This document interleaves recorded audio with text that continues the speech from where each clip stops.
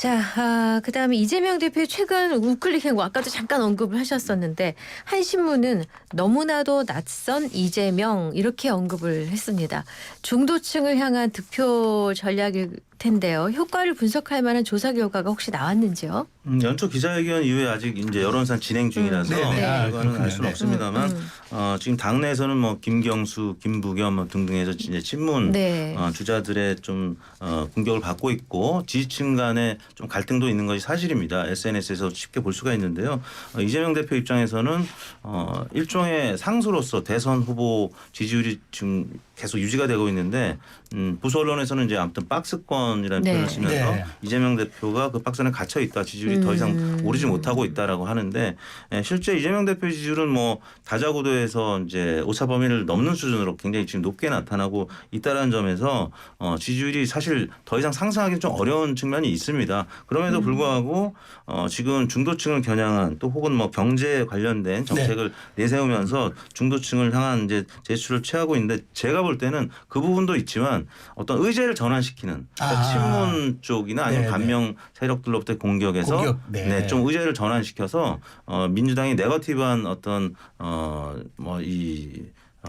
기사량이 굉장히 많아지고 있는데 그 부분을 좀 줄이고자 하는 어떤 전략적인 접근이 아닌가 싶기도 합니다. 네, 근데 이 대표님, 그 지금 박스권이라는 말씀을 주셔서 그러니까 이제 이 대표가 이렇게 우클릭 행보에도 불구하고 향후 계속 뭐 2월 내내 박스권에 갇혀 있다 할 경우에는 결국 이재명 대표의 그런 그 경쟁력은 민주당의 경쟁력과 연동되는 거기 때문에 이재명 대표의 어떤 리더십이나 지금 좀 일극 체제는 균열이 올 수도 있다라는 그런 또 지적은 어떻게 생각하십니까? 그렇죠. 이제 친문 반명 세력과의 갈등을 좀 수습해야 되는 거는 이재명 대표의 책임이고 과제죠. 왜냐하면 사실 지난번 대선도 0.73%포인트의 그 아주 적은 격차로 패배한 아주 석패를 했는데 그 부분을 좀 극복하려면 친문이나 반명 세력과 좀 연대하고 좀 포용하는 모습을 보여야 되는데 최근 들어서 이재명 대표 본인은 뭐 크게 입장을 표명한 건 없는데 이제 주변에 친명 인사들의 이제 발언들이 강성 발언들이 많더라고요. 그리고 지지층에 좀 강성 발언들이 있었기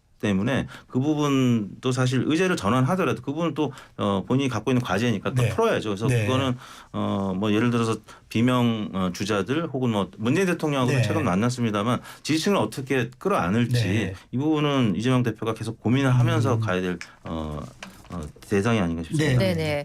그 이재명 대표가 차기 대선 주자 설문조사에서 선호도와 비호감도 모두 압도적 차이로 1위를 차지했습니다. 선호도가 45, 비호감도 40% 이렇게 나왔던데 이 조사를 어떻게 분석하고 계십니까?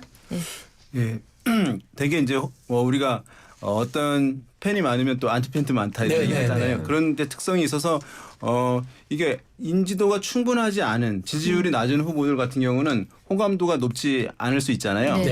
비호감도도 상당히 낮은 경우들도 있어요. 그러니까 사실은 굉장히 이제 유력한 인물일수록 호감도가 높을 수 있겠고 그렇지만 이제 반대쪽에서는 유력하니까 아까 제가 어떤 정당에 대한 인식, 정치에 대한 인식은 반대쪽에 있는 인물이나 정당에 대해서 이제 싫어하는 마음이 더 크게 표출된다고 할 수 있으니까 그런 면에서 이제 이재명 대표 비호감들도 이제 매우 높게 나타나는 것은 이제 필연적인 현상이긴 합니다. 그렇지만 이것이 이제 여기서 별거 아니라고 볼 수도 있습니다만은 제가 봤을 때는 아까 말씀드린 대로 대선에서는 중도층 민심이 워낙 중요하기 때문에 이제 너무 강하게 비토 정서 또는 비호감 정서가 형성되어 있다고 한다면 이것은 지지율 확장에 제약이 될 수 있는 것이거든요. 그러니까 양자구도일 경우에는 누가 50%를 넘느냐가 중요한 것이잖아요. 그러니까 근데 비호감도가 만약에 그 정도 이상으로 단단하게 형성되어 있으면 지지율이 그 이상으로 올라가기 어려운 요인이 될 수 있는 것이기 때문에 아마 이제 이재명 대표로서는 이 문제, 그러니까 지지율을 끌어올리는 그 이전에 이 비호감 문제를 이제 어떻게 좀 부드럽게 할 수 있을 것인가. 과거에 DJ 같은 경우에는 뭐 부드러운 남자예요. 뭐 이런 캠페인도 하고 했거든요. 그러니까 아마 뭐 그런 고민도 해야 하지 않을까 생각됩니다. 방금 얘기하신 그 이재명 대표의 선호도 비호감도 조사는요. 리서치뷰가 지난달 29일부터 31일까지 전국 18세 이상 남녀 1,000명을 대상으로 ARS 자동응답 방식으로 조사한 여론조사 결과입니다. 이제 이 비호감도가 중요한 게 이 대표님 이게 확장성에 관련한 지표와 연동되는 거잖아요.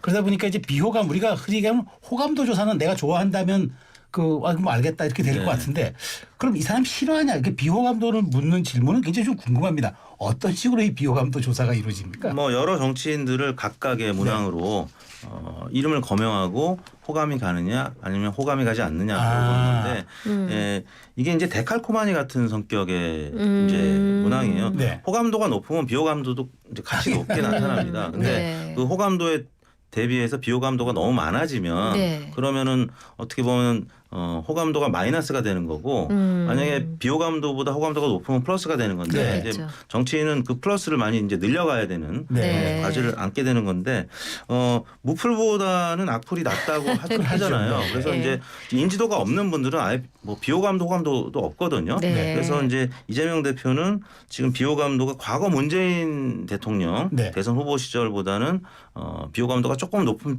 건 사실입니다. 왜냐하면 워낙 성격이 이제 사이다 같은 발언을 하기 네, 때문에 네, 네. 문재인 대통령 당시 후보 때는 약간 고구마 같은 그렇죠. 느낌이었는데 뭐 답답하다고 뭐 그러다 그랬죠. 보니까 트럼프처럼 비호감도가 높은데 또 호감도가 높게 나오는 조사들도 있다라는 점에서 네. 이게 이제 동전의 양면인데 방금 이제 윤 대표님 말씀하신 것처럼 그래도 비호감도를 줄여야 되는 게 그렇죠. 정치인의 이제 네. 과제고 중도층으로 확장을 해야 지난번처럼 0.73%의 석패를 사실 다시 반복하지 않을 거 아닙니까? 네. 그러기 위해서는 좀 부드러운 이미지, 포용하는 이미지를 계속 좀 넓혀가야 되고 또 정책적인 측면에서 수권 정당의 대선 후보로서의 모습을 보여야 되기 때문에 네. 최근 이재명 대표는 강성 지지층과 강성 주변의 정치인들과는 좀 다른 그런 모습을 보이려고 하는 것이 좀 눈에 띄는 네. 게 아닌가 싶습니다. 그러니까 그래서 윤 대표님 예. 이재명 대표의 이제 지적 중에 하나가 이제 그 비호감 문제는 지적돼 왔는데 그러다 보니까 최근에 이제 우클릭 행보를 많이 하고 친기업 행보도 하고 이제 이러는 과정에서 당은 여기 좀 따라가지 못한다. 그러니까 당의 정책들이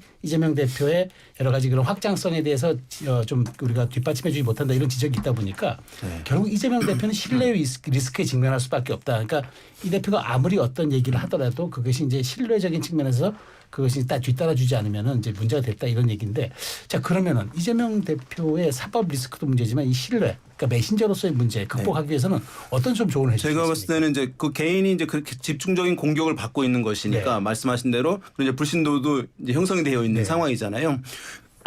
그래서 혼자서 이 국면을 또는 이러한 이제 그 노선 변경을 가져가는 것은 공격에 좀 시달릴 가능성이 있고 좀 불신에 좀 막힐 가능성이 있기 네네. 때문에 주변에 경제에 굉장히 이제 안정감을 주는 역량이 있는 인물들, 네. 그다음에 어떤 노선을 중도 노선으로 실천할 것 같은 인물들. 과거 이제 대선 같은 경우는 김종인 전 위원장이 그런 네네네. 역할을 했죠. 네. 그런 인물들을 포진시킴으로써 본인에게 과도하게 집중되는 비판들 또는 네. 불신들을 좀 완화해서 팀으로서 이 문제를 좀 해소해야 되는 것 아니냐라고 하는 이제 지적도 나오고 있는 것 같습니다. 분산시켜야 한다. 네네.